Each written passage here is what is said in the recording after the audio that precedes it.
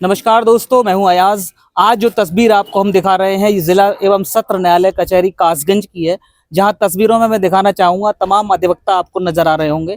और यहां पर आपको बता दें कि जिला कासगंज और एटा के तमाम अधिवक्ता हैं, जो कि आपको बता दें कि जनवरी में जो चुनाव होना है bar council of Uttar Pradesh के सदस्य पद का, जिसमें 25 प्रत्याशी चुने जाते हैं, उसी प्रत्याशी की कड़ी में मेरे साथ भावी प्रत्याशी हैं आलोक यादव जी, जो एटा के भावी प्रत्याशी हैं। आइए उनसे बात करते हैं किस तरह का समर्थन लोगों का मिल रहा है। सर, बहुत बहुत स्वागत है।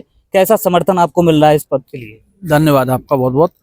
आज मैं अपने चुनावी भ्रमण के दौरान कासगंज के जनपद न्यायालय में आया, जहां सभी वरिष्ठ, कनिष्ठ, युवा, जूनियर साथियों का समर्थन प्राप्त हुआ। उनसे प्रथम वरीयता वोट के लिए अपील की। सबका प्यार, मोहब्बत, आशीर्वाद मिल रहा है और बहुत अच्छा चुनाव चल रहा है इस समय। इससे पहले भी आपने किसी राजनीतिक प्रतिनिधित्व किया है या पहली बार इस तरह का ये? नहीं, मैं ये चुनाव पहली बार लड़ रहा हूँ, लेकिन बार काउंसिल का 2 बार मेरे परिवार में प्रतिनिधित्व रहा है। एक बार अध्यक्ष रहे हैं, एक बार हम उपाध्यक्ष रहे हैं, और मैं पहला फर्स्ट अटेम्प्ट चुनाव लड़ रहा हूँ। देखा यह जा रहा है कि उत्तर प्रदेश में प्रोडक्शन एक्ट की तमाम मांग करते हुए अधिवक्ता नजर आते हैं। तमाम मेरठ से लेकर हापुड़ तक, कानपुर से लेकर कासगंज तक तमाम अधिवक्ताओं का गतिरोध रहा है प्रशासन से। तो ऐसे में प्रोडक्शन एक्ट के लिए क्या आप प्रयास कर रहे हैं? हकीकत की बात तो यह है कि आज तक बार काउंसिल के किसी मेंबर ने प्रोडक्शन एक्ट की मांग सरकार से की ही नहीं है। जो मसौदा तैयार हुआ है वो भी आज तक सामने नहीं आया कि उन्होंने क्या मांगा है, उसमें क्या मांग रखी है। सबसे पहले हम कोई काम करते हैं तो अपने हर बार की सहमति लेते हैं कि हमने ये तैयार किया है, इसमें कोई घटाना बढ़ाना कोई चीज हो तो हमें बताइए। हमें आज तक यही नहीं मालूम कि वर्तमान लोगों ने क्या किया है। और रही बात आगे करने की, तो हमने अपने मैनिफेस्टो में सब चीज दिया है, 7-8 पॉइंट दिए। इसमें एक भी पॉइंट ऐसा नहीं है सरकार के सामने हमें जाना हो।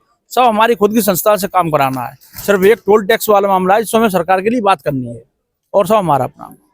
तो किस तरह की उम्मीदें आपको लोगों के बीच में आप जा रहे हैं, किस तरह की समस्याएं आपको देखने को मिल रही मुझे हैं? उत्तर प्रदेश के अधिवक्ताओं का, खास करके अपने गृह जनपद एटा कासगंज का अधिवक्ताओं को बहुत ही प्यार मिल रहा है। 2011 में हम चुनाव लड़े, चुनाव जीते। 2018 में चुनाव लड़े, चुनाव जीते। और आप लोगों की सबकी दुआओं, आशीर्वाद से इस बार भी चुनाव जीतेंगे। इसी कड़ी मेरे साथ और अधिवक्ता हैं। आइए, मैं जानता हूं अमित कुमार जी है, आइए उनसे बात करते हैं। आप भी तमाम राजनीतिक लोगों के साथ रहते हैं और आपका कहीं ना कहीं प्रतिनिधित्व रहता है। किस तरह से इस चुनाव को देख रहे हैं? इस चुनाव की कड़ी में जहाँ तक मैं देख रहा हूँ, जितने भी प्रत्याशी हैं उन प्रत्याशियों में सबसे अव्वल नंबर पर आलोक यादव जी का नाम आ रहा है। और हमारे जितने अधिवक्ताओं का प्यार इनको मिल रहा है, इतना शादी किसी अधिवक्ता को इनका प्यार मिल रहा हो। इसी कड़ी मेरे साथ हैं अब्दुल महबूब साहब, क्या कहना चाहेंगे? ये बात सही है कि इन प्रत्याशियों में सब पे अव्वल जो आ रहे हैं वो हमारे आलोक जी आ रहे हैं, आलोक यादव जी आ रहे हैं। क्योंकि इन्होंने पता है कि जूनियरों की और सीनियरों की क्या समस्याएं रहती हैं, और हमें उम्मीद है कि आगे चलकर ये अच्छे उतरेंगे हमारे लिए। हम यही उम्मीद करेंगे कि इन्हें विजय करें, भारी बहुमत से विजय होंगे। इसी कड़ी में मेरे साथ अधिवक्ता जावेद अली जी है। जावेद जी, क्या कहना चाहेंगे? ये चुनाव आप देख रहे हैं, लगभग 7 वर्षों बाद ये चुनाव हो रहा है। अधिवक्ताओं की तमाम समस्याएं उत्तर प्रदेश में। आलोक जी का नाम है, प्रथम पद पे वरीयता है। आज में आलोक जी का नाम है, अच्छे भले आदमी है और इनको ही का नाम जिताना चाहिए। मेरी ये अपील है सब लोगों को। मेरे साथ एक युवा अधिवक्ता है, आइए जानते हैं। सर, अपना नाम बता दीजिए और थोड़ा सा क्या कहना चाहेंगे इस चुनाव को किस दृष्टि से देखते बार हैं? काउंसिल का उत्तर प्रदेश का चुनाव है। मैं एटा से बिलोंग करता हूं, आकाश यादव एडवोकेट। आपने देखा होगा उत्तर प्रदेश में पिछले 5-7 सालों के बाद चुनाव हो रहा है, 8 साल बाद। अधिवक्ताओं के साथ कई अप्रिय घटनाएं, आए दिन पुलिस वालों का उत्पीड़न, अधिवक्ताओं की सुनवाई कम होना, न्यायालय में अधिकारी अधिवक्ता को तवज्जो न देना, ऐसी कई मांगे हैं जो हम इसको लेके आलोक यादव जी के साथ आप लोगों के बीच में वोट मांगने आए हैं।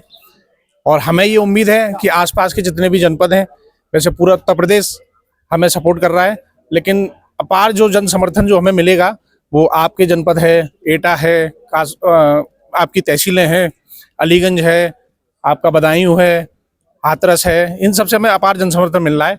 तो उम्मीद यही है कि आप सभी लोग अधिवक्ता साथी अधिक से अधिक अपने लोकल के प्रत्याशी को वोट और समर्थन करें, ताकि आपकी आवाज शासन तक पहुंचे, आपकी मांगें पूरी हों। जो भी आपके साथ दिक्कतें आई हैं उनका सामना हम आगे चल के करेंगे, यही मेरी उम्मीद है, कामना है।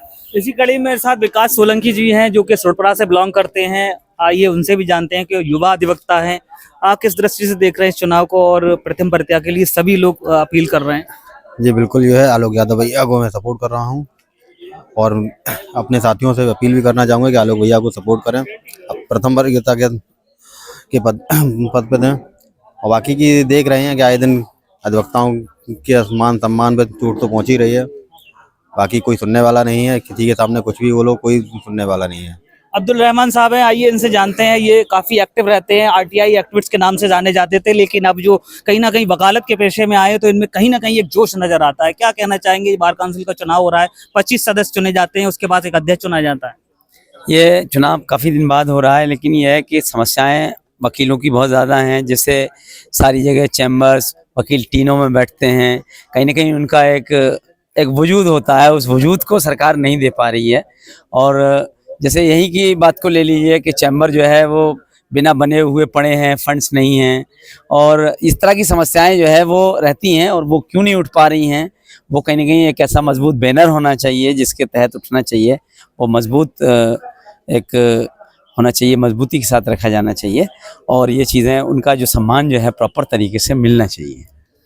तो आप देख रहे हैं A to Z और तमाम इस तरह की जो खबरें हम लगातार दिखा रहे हैं, क्योंकि ये बड़ा चुनाव है पूरे प्रदेश में। कहीं ना कहीं 25 जो सदस्य चुने जाएंगे, उसमें कहीं ना कहीं सैकड़ों अधिवक्ता इस उम्मीदवारी में, इस प्रत्याशी के तौर पर मैदान में हैं। और कहीं ना कहीं अब चुनाव का जो दौर है वो कहीं ना कहीं गर्माहट नजर आ रही है, और सर्दी के मौसम में कहीं ना कहीं ये चुनाव होने जा रहा है और अधिवक्ताओं में एक जोश देखने को मिल रहा है।